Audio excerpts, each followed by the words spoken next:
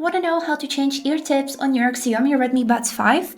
So the first step is that we would need to find the extra ear tips which comes with the device in the packaging. And as you can see here, we got two extra sizes, which is size small and size large.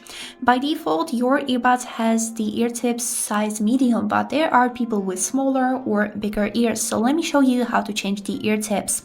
Firstly, we would need to take off the old ones, and for that we would need to take our two fingers and then take half of the ear tip on the earbud. It should look like a little microphone, and then just with the help of your two fingers pull it off like this. Now let's do the same thing with the second earbud.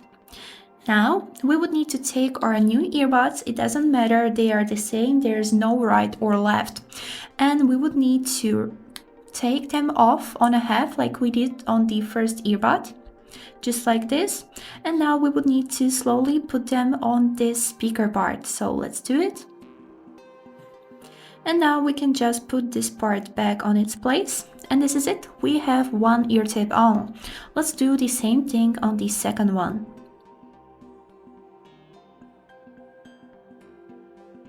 And this is it, we have successfully changed the ear tips. I hope this video was helpful for you, and thank you for watching.